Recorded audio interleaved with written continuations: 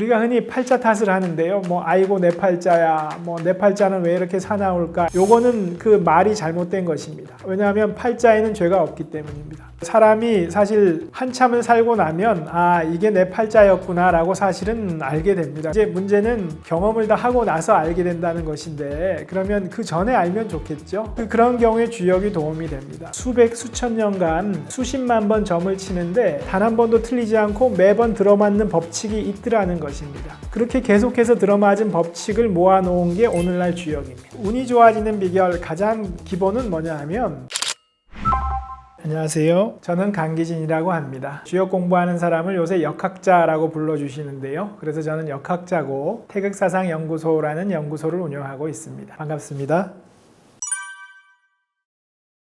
주역에는 세상의 각 국면마다 필요한 메시지들이 담겨 있습니다. 주역은 점치는 책인데요. 어떻게 점치는 책에 그런 메시지가 담겨 있냐? 이 주역을 정립한 것은 은나라의 점인들입니다. 은나라는 점을 치는 점인들이 나라를 통치하는 통치 계급이었습니다. 그리고 점인들 중에 제일 그 점괘를 잘 보는 점치는 능력이 탁월한 사람이 왕이 됩니다. 자신의 권력을 유지하려면 점을 잘 쳐야 되겠죠. 그래서 휘하에 수십 명의 점인 집단을 거느리고 점의 정확성을 높이기 위해서 모든 노력을 기울였습니다. 점친 결과를 버리지 않고 계속 보관했는데요. 점을 쳤는데 점이 틀리면 버립니다. 그건 참고할 필요 없으니까. 들어맞는 점은 계속 보관합니다. 매년 1년이 끝나면 틀린 점은 버리고 들어맞는 점은 보관하고, 보관하는 그 점의 양이 많아지고, 이게 갑골점입니다. 그런 이 갑골점을 계속 모아 나갔습니다. 그러다 보니까 이제 이거를 주제별로 분류해서 모았겠죠. 그러다 보니까 최종적으로 이 분류가 64개가 된다는 걸 발견했습니다. 이건 뭐냐면 이 세상에 벌어지는 모든 일은 64가지 범주로 나눌 수 있다는 것입니다. 이게 주역의 64궤입니다. 그리고 이 세상에 벌어지는 모든 일을 이렇게 모아 나갔는데, 이런 노력을 수백 수천 년간 계속했거든요. 수백 수천 년간 수십만 번 점을 치는데 단 한 번도 틀리지 않고 매번 들어맞는 법칙이 있더라는 것입니다. 그렇게 계속해서 들어맞은 법칙을 모아놓은 게 오늘날 주역입니다. 사람의 일에 대해서 점을 치는데 매번 들어맞았던 법칙, 그건 뭐냐 하면 사람이 인간 세상에서 벌어지는 일에 대한 근본 법칙인 것이죠. 그렇기 때문에 이 법칙을 읽는 게 굉장히 도움이 됩니다. 그래서 인간 세상에서 벌어지는 모든 일은 64가지 국면으로 나눌 수 있고, 64가지 국면마다 벌어지는 항상 들어맞는 근본 법칙이 있다는 것입니다. 그게 주역에 담겨 있기 때문에 주역책을 읽는 게 도움이 되는 것이죠. 삶의 무기력증을 느끼는 경우가 있는데요. 자기 팔자가 꼬이면 사람이 삶이 굉장히 무기력해집니다. 우리가 흔히 팔자 탓을 하는데요. 아이고 내 팔자야, 내 팔자는 왜 이렇게 사나울까? 요거는 그 말이 잘못된 것입니다. 왜냐하면 팔자에는 죄가 없기 때문입니다. 반대로 우리가 팔자가 꼬였다는 말을 쓰지요. 이 말이 정확합니다. 팔자가 꼬인 게 문제지 팔자 자체에는 죄가 없습니다. 도리어 사람은 자기 팔자대로 충실하게 살아낼 때 가장 행복할 수 있습니다. 그래서 지 팔자 지가 꼬는 게 문제인데, 저는 그 서울법대를 들어갔거든요. 이게 바로 제 팔자를 제가 꼬은 거죠. 그 법학 공부가 저랑 안 맞아서 굉장히 4년 내내 무기력증에 시달렸습니다. 그래서 자괴감도 들고 안 맞는 공부하려니까 그런 거죠. 그래서 제 이후의 삶은 제가 잘못해서 꼬아버린 팔자를 풀어나가는 과정이었다. 왜냐하면 자기가 팔자를 잘못해서 꼬아놨으면 제자리로 돌아가야지. 저한테 맞는 걸 찾아가느라고 이제 고생을 했죠. 한때는 경제학에 푹 빠져서 지내기도 했고, 지금은 이렇게 역학자로 자리 잡는 것, 이런 게 이제 제가 법학을 선택해서 꼬아버렸던 팔자를 되돌려서 다시 풀어나가는 과정이었던 거죠. 사람이 사실 한참을 살고 나면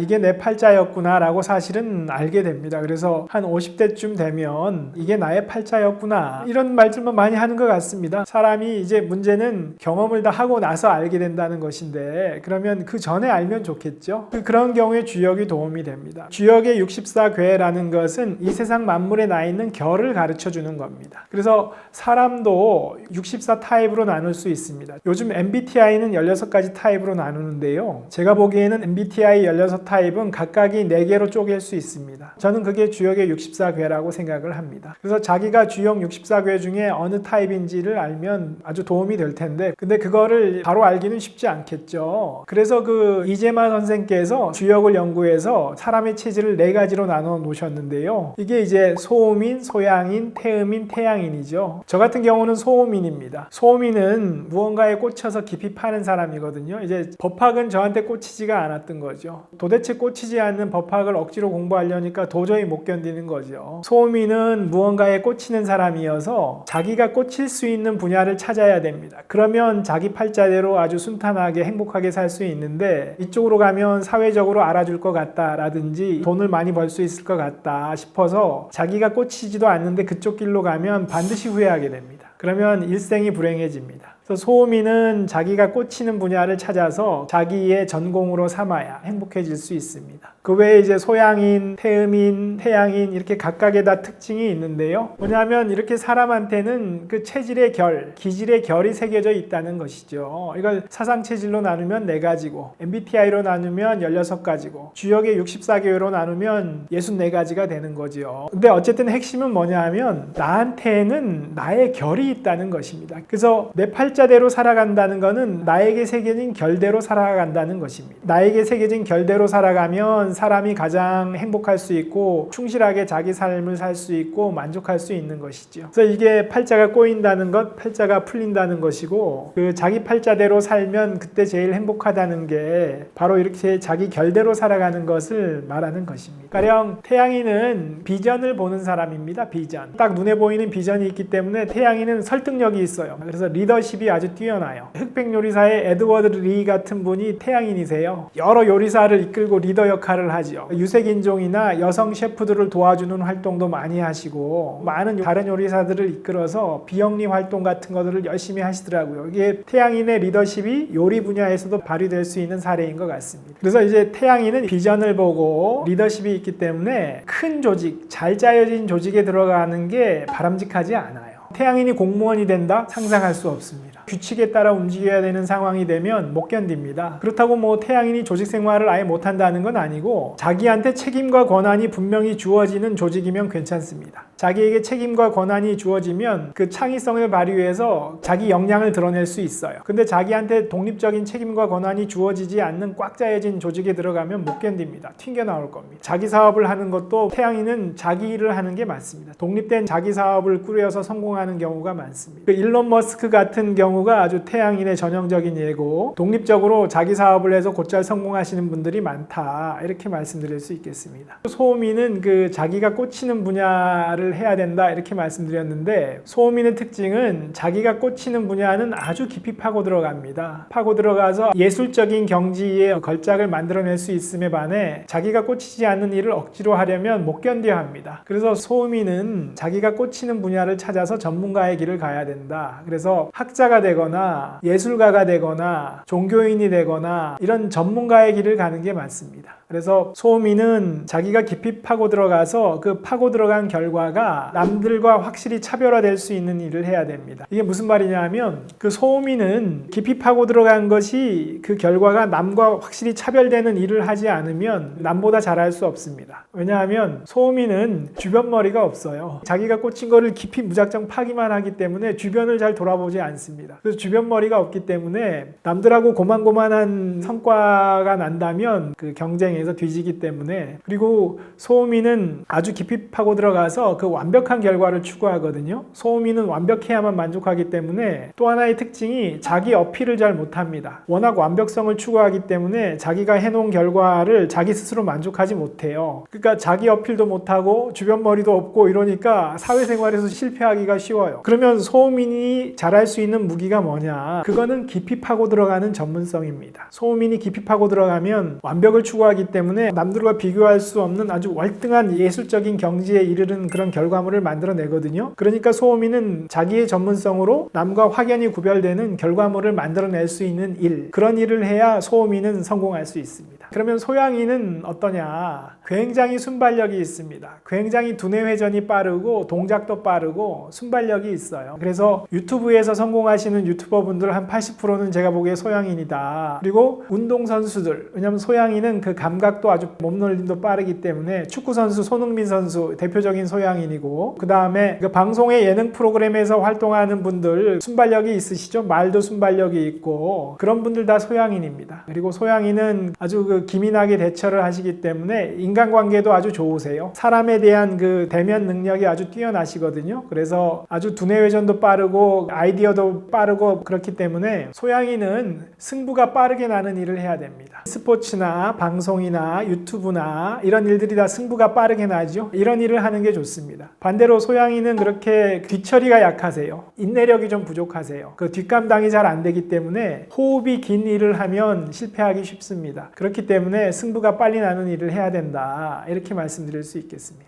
그리고 이제 마지막으로 태음인인데, 태음인은 그 소양인하고 약간 성향이 반대세요. 승부가 천천히 나는 일을 하면 반드시 성공합니다. 그래서 뭐냐면 태음인은 큰 조직에 들어가는 게 좋습니다. 태음인의 특징은 뭐냐면 의리가 있어요. 사람과의 관계를 아주 중시하고 사람과의 관계에서 의리를 지키는 것을 아주 중시합니다. 그래서 태음인은 시간이 가면 갈수록 주변 사람들한테 진가를 인정받아요. 왜냐하면 인간관계를 아주 중시하고 인간관계에서 신의를 다하기 때문에 시간이 가면 갈수록 태음인은 그 조직에서 인정을 받습니다. 짧은 시간 안에는 금방 표가 안 나요. 그래서 짧은 순간만 놓고 보면 소양인이 아주 순발력이 있고 쾌활하기 때문에 소양인이 월등하게 돋보입니다. 튀는 소양인한테 못 당하죠. 근데 시간이 가면 갈수록 사람들이 태음인의 진가를 알아봐요. 아, 정말 보석 같은 사람이 여기 있었는데 우리가 몰라봤네 라고 진가가 드러납니다. 그러니까 태음인은 소양인처럼 방송이나 유튜브나 이런 거 안 맞아요. 순발력 있게 대처해야 되는 일을 하면 안 되겠죠. 그리고 태음인은 가급적 큰 조직에 들어가면 좋습니다. 그래서 조직에서 인정받아서 계속 꾸준히 승진해서 부장하고 임원하고 이런 분들이 태음인이세요. 그래서 우리 주변에 있는 그 믿음직한 가장, 믿음직한 상사, 믿음직한 선배, 이런 분들이 다 태음인이세요. 그래서 태음인의 특징은 시간이 가면 갈수록 의리 있는 사람들로 진지한 성체가 구축이 돼요. 태음인 주변에 구축이 됩니다. 그래서 긴 호흡으로 승부를 하면 태음인이 다른 모든 체질을 이깁니다. 왜냐하면 자기 주변에 신의로 똘똘 뭉친 그 사람들의 막강한 진지가 구축돼서 이 조직으로 움직이기 때문에 다른 사람들이 태음인을 당해낼 수 없어요. 그래서 태음인은 긴 호흡을 가지고 큰 조직에 들어가서 승부를 하면 성공할 것입니다. 이렇게 해서 제가 그 사상체질의 특징을 한번 말씀드려 봤는데요. 사상체질과 마음건강이라고 어플이 있으니까 관심 있는 분들은 어플 다운받아서 설문에 응답하시면 그 결과를 알 수 있습니다.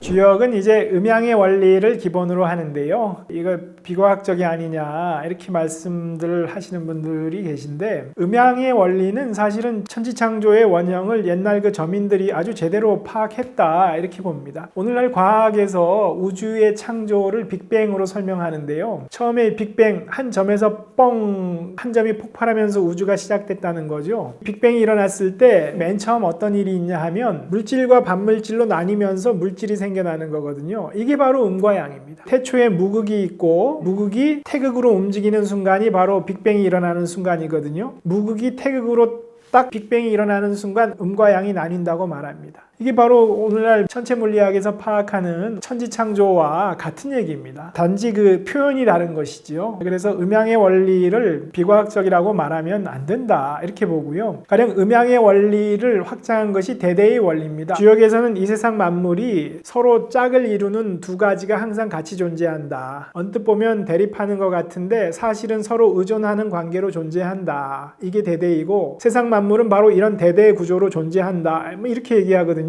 근데 이게 20세기에 노벨 물리학상을 탄 닐스 보어가 상보성의 원리라는 것을 제시했습니다. 이 물리적인 세계의 모든 존재는 상보적으로 존재한다. 이 서로 대립하는 것 같은데 사실은 대립하는 게 아니라 서로 보완하는 관계에 있다. 이렇게 해서 상보성의 원리라는 것을 제시했는데, 이거 제가 앞에서 설명드린 대대의 원리하고 똑같죠? 그래서 주역이 그 수천 년 전에 파악한 대대의 원리를 서양에서는 20세기 들어서 닐스 보어가 처음으로 파악한 것입니다. 저는 어떤 우리 동양의 오래된 이 통찰들을 비과학적이다 이렇게 좀 제끼지는 말아주셨으면 좋겠다. 오히려 서양에서 21세기 들어 재발견되는 경우가 굉장히 많습니다. 그리고 사주팔자라는 거는 주역점을 치던 저민들이 개개인의 그 생활을 상담해주기 위해서 개발해낸 분석 툴인데요. 사주팔자라는 거는 이 4기둥 8글자라는 말입니다. 우리 몸에는 4기둥 8글자가 들어있다는 거죠. 우리 몸에 팔자가 새겨져 있다는 것입니다. 여기서 근본 통찰이 나오는데, 있는데 뭐냐면 우리가 음양오행이기 때문에 음양오행을 만족하려면 오행당 2글자가 들어가면 10글자가 있어야 되겠죠. 그래서 팔자가 아니라 10자가 있어야지 10글자가 있어야지 사람이 완벽해집니다. 왜냐하면 음양오행을 골고루 다 갖출 수 있으니까. 그런데 사주팔자라는 건 뭐냐 하면 아무리 뛰어난 사람도 아무리 비천해 보이는 사람도 사람은 누구나 평등하게 8글자밖에 못 가지고 태어났다는 게 사주팔자의 기본 통찰입니다. 사람은 누구나 내적으로 20% 부족한 게 있어요. 대다수의 사람은 분명히 내면에 자기 뭔가 부족하다는 걸 느낍니다. 그 20%의 결핍을 느끼는 거거든요. 근데 이게 긍정적인 작용이 있습니다.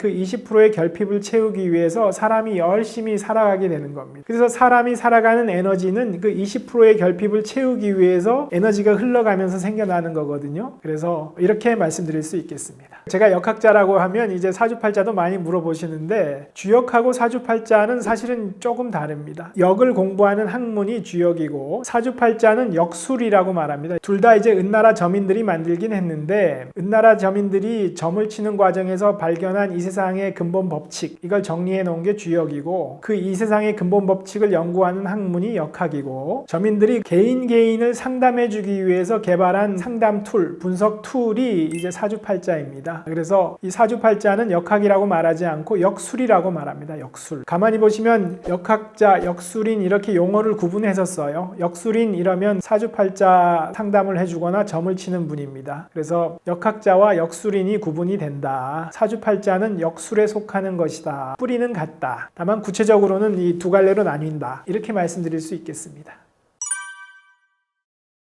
주역은 이 세상이 대인, 소인, 비인으로 이루어져 있다고 말합니다. 대인은 뭐 누구나 아시죠? 대인배라고 하는 사람이 대인이고 소인은 누구냐 하면 오로지 자기 이익과 안위에 따라 움직이는 사람이에요. 그런데 주역은 비인이 또 있다고 말합니다. 비인은 누구냐 하면 사람이 아닌 사람이에요. 주역은 이 세상에 사람이 아닌 사람도 꽤 있다. 대인, 소인, 비인이 섞여서 살아가는 것이 이 세상이다. 이렇게 말합니다. 운이 좋아지는 비결 가장 기본은 뭐냐 하면 대인, 소인, 비인을 구별하는 거예요. 내가 만나는 사람이 대인인지 소인인지 비인인지 구분할 수 있으면 운이 좋아집니다. 구분 못하면 운이 안 좋아질 뿐만 아니라 큰 피해를 입을 수도 있습니다. 우리 주변에 사실 사기당하는 사람 많죠. 비인이 비인인 줄을 모르고 비인을 믿기 때문에 그런 겁니다. 그러면 대인, 소인, 비인을 어떻게 구분하냐? 대인, 소인, 비인을 구분해 봐야겠다. 이런 생각을 가지고 차분하게 사람을 관찰하면 보일 겁니다. 대인, 소인, 비인이 있다. 이걸 구분해야 된다. 이런 생각 자체를 못하고 그냥 흘려보내기 때문에 구분을 못하는 것이지 이거를 인식하고 구분하겠다라고 마음 먹고 차분히 관찰하면 구분하실 수 있을 거예요. 그리고 주역은 비인을 상대하는 요령을 한마디로 얘기해 줍니다. 비인과는 말을 섞지 마라. 비인과는 말을 섞지 말아야지 달리 방법이 없다는 거죠. 저도 사람인데 내가 잘 알아듣기 좋게 설명하면 이해할 거야. 사정을 설명하면 차마 뭐 이러겠어? 그래봐야 나중에 기가 막혀서 할 말을 잃게 될 뿐이라는 거죠. 그러니까 비인과는 아예 말을 섞지 마라. 이렇게 가르칩니다. 주역이 가르치는 이 세상은 기본적으로 꽤 터프한 곳이에요. 왜냐하면 비인도 꽤 있다고 하고 소인은 아주 많다고 하고 오직 뭐 사랑만이 넘치는 곳, 진리만이 존재하는 곳 그런 곳이 아니라 상당히 터프한 곳이다. 그러면 이런 터프한 세상에 우리가 왜 왔냐? 나를 단련시키고 발전시키라는 것입니다. 비인들한테 지지 말고 정신 바짝 차리고 공부하고 궁리하고 나를 더 발전시켜서 멋진 진선미를 이루어봐라. 그게 바로 우리 삶에 부여된 의미라는 것입니다. 마치 우리를 단련시키기 위해서 비인이라는 존재가 있다는 것이죠. 그래서 대인, 소인, 비인을 구분하는 것이 운이 좋아지는 비결 첫째고 두 번째로는 공동체의 문제를 말씀드려 보겠습니다. 우리는 다른 사람과 관계를 맺고 살아가지요. 우리가 다른 사람과 맺은 이 관계망 이게 공동체지요. 가령 우리가 오늘 아침에 집을 나서는 순간 언제나 사람들과 관계를 맺게 됩니다. 학교 가서 친구들을 만나기도 하고 아니면 직장에 가서 상사, 동료, 후배를 만나기도 하고 퇴근 후에 친구를 만나고 A라는 관계망에서 B라는 관계망으로 옮겨가고 C라는 관계망으로 옮겨가고 끊임없이 관계에서 관계로 옮겨 다니죠. 이게 사람이 사회적 존재라는 의미입니다. 그러면 운이 좋아지려면 내가 맺고 있는 이 관계망, 내가 속한 이 조직 이것이 태의 공동체인지 비의 공동체인지를 알아야 됩니다. 이게 무슨 말이냐? 아까 대인, 소인, 비인과 연관되는 문제인데요. 태의 공동체라는 거는 태평한 공동체입니다. 태평한 공동체는 대인이 주도하는 공동체예요. 비인이 주도하는 공동체는 비의 공동체가 됩니다. 비의 공동체는 의사소통이 꽉 막힌 공동체예요. 태평한 공동체는 서로 의사소통이 잘 돼서 태평한 공동체. 이 세상의 공동체가 둘로 나뉜다는 거예요. 주역은 이렇게 제시합니다. 사람이 대인, 소인, 비인이 있기 때문에. 소인은 중간자예요. 누가 주도하느냐에 따라 이리 붙기도 하고 저리 붙기도 하는 중간적인 존재고, 대인이 주도하느냐 비인이 주도하느냐에 따라 달라지는 거죠. 그러면 운이 좋아지려면 내가 속한 공동체가 지금 이게 태의 공동체인지 비의 공동체인지를 봐야 됩니다. 맺고 있는 이 인간관계가 태의 인간관계냐 비의 인간관계냐를 봐야 됩니다. 근데 이거를 생각 못 하시는 분들이 꽤 많아요. 그런 분들은 누가 됐건 내가 어떤 사람과 관계를 맺으면 그 사람한테 내가 진심으로 잘해줘야 된다고 생각해요. 내가 어떤 조직에 몸담고 있으면 이 조직을 위해서 헌신을 해야 된다. 그래야 내가 바른 사람이다. 이렇게 생각해요. 근데 주역은 그렇지 않다는 것입니다. 그렇게 하지 말라는 거예요. 내 앞에 사람이 있을 때 이 사람이 대인이냐 소인이냐 비인이냐 구분하라는 거예요. 이 사람이 대인이면 나도 진심을 다해서 전심전력으로 잘 대해줘야 되지만, 이 사람이 소인이나 비인이면 그렇게 하지 말라는 거예요. 소인도 조심해야 되고, 비인이면 아예 말을 섞지 말라는 거예요. 말을 섞지 말라는 게 정말 글자 그대로 말하지 말라는 건 아니고, 할 말만 해야죠. 할 말만. 그래서 에티켓은 지키면서 필요한 말은 나누지만 나의 진심을 담은 말을 하지 말라는 거예요. 비인한테는 나의 진심을 보여주지 마라. 이게 말을 섞지 말라는 거의 본 뜻입니다. 이거가 구분이 되면 이 사람이 운이 좋아지죠. 가령 주역은 태의 공동체와 비의 공동체에서 무슨 말을 하냐면, 대인이 주도하는 태평한 공동체는 내가 작은 것을 내주면 큰 것이 돼서 돌아온다, 이렇게 가르칩니다. 그러니까 내가 지금 속한 공동체가 태의 공동체면 자꾸자꾸 내 거를 내줘야 돼요. 나의 정성을 다하고 그렇게 해서 자꾸자꾸 다른 사람들을 도와주면 더 큰 게 돼서 돌아온다는 거예요. 시너지가 나는 거죠. 비의 공동체에 대해서 뭐라고 얘기하냐 하면 반대로 얘기합니다. 비의 공동체에선 내가 고지고대로 자꾸자꾸 뭘 내주면 큰 거를 내주는데 그거보다 훨씬 작은 것만이 돌아온다, 이렇게 얘기해요. 그러니까 이 비의 공동체에서는 내가 뭐를 내주면 안 되겠죠. 내준다는 게 나의 정성, 나의 노력, 나의 시간 다 포함하는 겁니다. 이걸 자꾸 비의 공동체에 쏟으면 나가는 거는 10개, 100개 나가는데 돌아오는 거는 10분의 1밖에 안 돌아오니까 그게 반복되면 나의 삶이 자꾸 피폐해지는 거죠. 그러니까 이 운이 좋아지는 기본은 맺고 있는 관계가 태의 관계인가 비의 관계인가, 내가 관계를 맺고 있는 이 사람이 대인인가 비인인가, 이거를 봐야 되는 것이. 그리고 덧붙여 말하면 소인과 대인은 좀 왔다 갔다 해요. 왜냐하면 전반생을 사는 젊은이들은 사실은 어느 정도 소인으로 살 수밖에 없기도 해요. 왜냐하면 우리가 20대 30대 전반생을 사는 동안은 이 터프한 세상에서 나의 삶을 꾸려나가야 되잖아요. 그러려면 열심히 돈을 벌어야 되고 열심히 내 재산을 모아야죠. 그래야 내 가족을 부양할 수 있으니까. 그래서 전반생을 사는 동안은 어느 정도 소인의 삶을 살게 됩니다. 50쯤 됐으면 어느 정도 이제 재산도 모아놨잖아요. 가족을 부양해야 되는 급한 불도 어느 정도 껐잖아요. 분명히 20대 30대와는 다르죠. 그리고 자기 인생을 전체를 돌아볼 수 있는 안목도 생기셨죠. 비율적으로 젊은 층에선 소인이 아무래도 많을 수밖에 없고, 50대 60대가 되면 해줘야 되는 역할이 뭐냐 하면 대인의 역할을 해주셔야 되는 거예요. 대인이 돼서 젊은 친구들을 좀 이끌어 주셔야 되고, 젊은 친구들이 보고 저런 순간에 저렇게 행동하시는 분이 계시구나, 참 멋지다, 보고 배워서 저런 비슷한 상황이 되면 나도 저렇게 행동해야지, 귀감이 된다는 것이죠. 이렇게 젊은 층이 보고 배울 수 있는 귀감이 되는 것, 대인이 되는 것, 이게 이제 50대에 주어진 50대의 소임인 것 같습니다.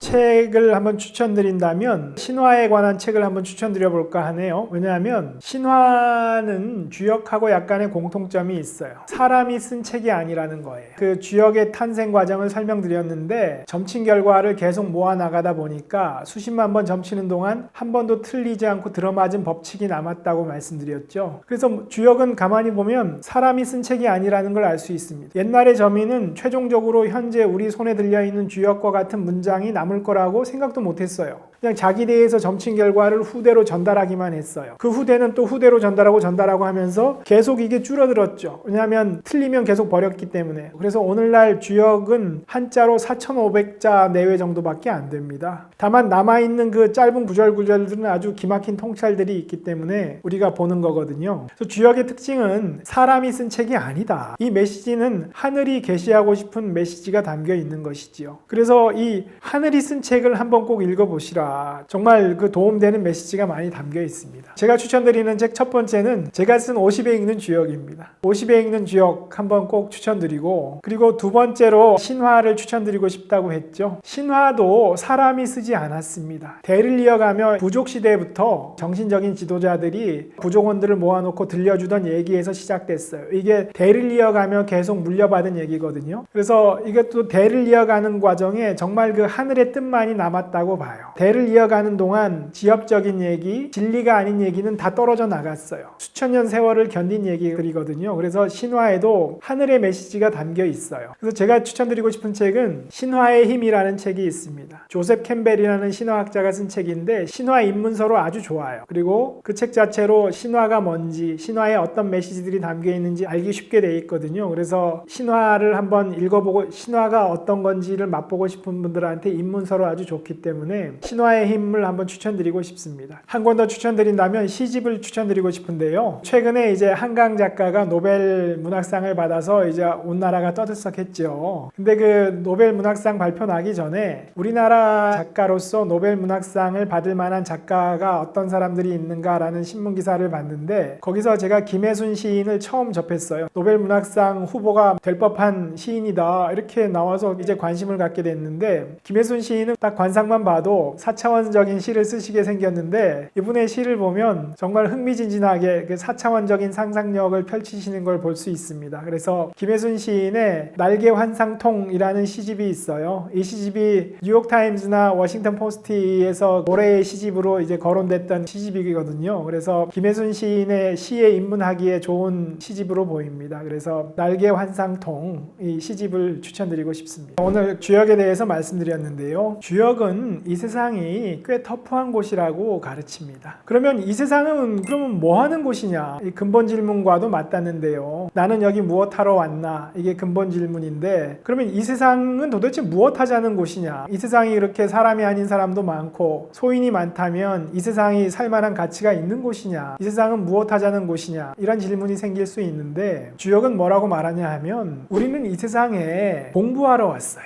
이 세상에 와서 배우고 공부하고 열심히 궁리하고 수련해서 나를 성장시키러 왔다 이렇게 얘기하는 겁니다. 이 세상에 존재하는 비인과 소인으로 이루어진 터프한 환경은 뭐냐? 그 환경에서 나를 단련시키고 나를 성장시키라는 거예요. 나를 성장시켜서 대인이 되어달라는 거죠. 주역의 용어로는 기인이라고 얘기합니다. 기인은 뭐냐 하면 그 기자예요. 그래서 기인, 그 사람이라는 뜻이에요. 그 사람. 하늘은 우리에게 뭐라고 하느냐? 하늘이 우리에게 기대하는 역할이 뭐냐? 기인이 되달라는 것입니다. 하늘이 기다리는 그 사람이 되달라는 것입니다. 주역이 여러분한테 전하는 메시지는 뭐냐 하면, 당신이 하늘이 기다리는 바로 그 사람이 되달라. 뭐냐 하면 대인이 되달라는 얘기입니다. 그리고 아까도 말씀드렸지만 젊은 사람들은 아직 대인의 역할을 감당하기 쉽지 않아요. 이 세상에서 자기 앞길을 헤쳐나가기도 급급하기 때문에, 그럼 누가 감당해야 되냐? 50대, 60대, 70대, 그러니까 50대 이후의 분들이 대인의 역할을 감당해 주셔야 되는 거죠. 그게 50대 이후 주어진 소임입니다. 하늘이 기다리는 그 사람의 역할을 해달라는 거죠. 하늘이 기다리는 바로 그 사람의 역할을 해달라는 것. 그게 50대 이후에 주어진 하늘이 바라는 50대의 천명입니다. 그래서 오늘 어떤 인연인가로 해서 저의 동영상을 여기까지 봐주신 분들 참 감사하고요. 여기까지 봐주신 분께 드리고 싶은 말씀은 그 사람이 되어달라는 것입니다. 우리 모두가 기다리는 그 사람. 대인이 되어달라는 것이죠. 50대 이후이신 분들 대인이 되어주시면 좋겠습니다. 감사합니다. 네.